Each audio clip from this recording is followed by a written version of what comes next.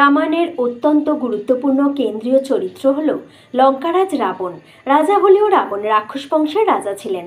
লঙ্কাধিপতি দশানন মহারাজ রাবণ ছিলেন অত্যন্ত শক্তিশালী পরাক্রমশালী যোদ্ধা, পরম শিব ভক্ত, বেদজ্ঞানী এবং মহান পণ্ডিত।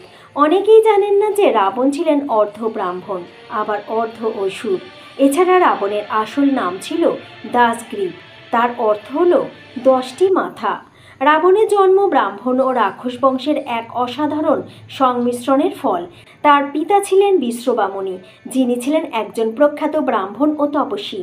তিনি তার তপস্যা দ্বারা অনেক শক্তি ও আধ্যাত্মিক ক্ষমতা অর্জন করেছিলেন। বিশ্রবা ছিলেন মহর্ষি পুলস্ত্যের পুত্র।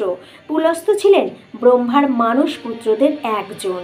এইভাবে রাবণের পিতৃপক্ষ ছিল অত্যন্ত পবিত্র ও উচ্চ ব্রাহ্মণ বংশ। অপরদিকে রাবণের মা কৈকাশী ছিলেন রাক্ষসরাজ সুমালির কন্যা। সুমালি তার বংশের গৌরব ও শক্তি পুনরুদ্ধার করতে চেয়েছিলেন।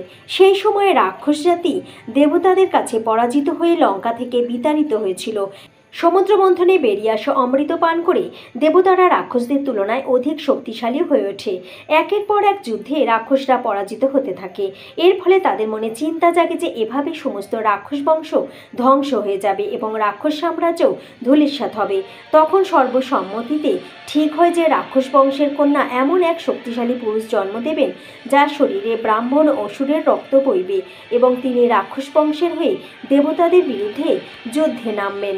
এরপর ওই রাক্ষস রাজা সুমালি নিজের কন্যা কৈকাশীর কাছে গিয়ে বলেন যে সে এবার বিবাহযোগ্যা হয়ে উঠেছে, কিন্তু সুমালির ভয়ে কেউ তার কাছে বিবাহ প্রস্তাব নিয়ে উপস্থিত হবে না। তাই কৈকাশীকে মহাপরাক্রমী ঋষি বিশ্রবার কাছে বিবাহ প্রস্তাব নিয়ে যেতে বলেন রাজা সুমালি। পিতার আজ্ঞামতো কৈকাশী পাতাললোক থেকে পৃথ্বীলোকের উদ্দেশ্যে যাত্রা শুরু করেন। ঋষি বিশ্রবার আশ্রমে পৌঁছতে তার সন্ধ্যা হয়ে যায়। সন্ধ্যা নাগাদ বিশ্রবা ঋষির সঙ্গে দেখা হয় তার। এখানে এসে ঋষি বিশ্রবার চরণ স্পর্শ করে তাকে নিজের মনের কথা জানান কৈকাশী। কৈকাশীর কথা শুনে তাকে বিবাহে প্রস্তুত হন বিশ্রবা।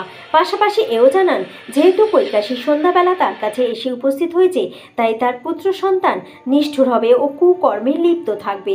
তাদের চেহারাও রাক্ষসদের মতো হবে, কিন্তু তাদের তৃতীয় পুত্র তার মতোই ধর্মজ্ঞানী ও ধর্মাত্মা হবে। ঋষি বিশ্রবা ও কৈকাশীর 3 পুত্র ও 1 কন্যা জন্মগ্রহণ করেন, যথা রাবণ, কুম্ভকর্ণ ও শূর্পণখা। শেষে তৃতীয় পুত্র সন্তান রূপে জন্মগ্রহণ করেন বিভীষণ। ঋষি বিশ্রবা ও রাক্ষস কন্যা কৈকাশীর প্রথম সন্তান জন্মের পর এত জোরে কেঁদেছিল যে সেই শব্দে চারিদিক কেঁপে উঠেছিল। এই কারণে তার প্রথম সন্তানের নাম রাখা হয়েছিল রাবণ, যা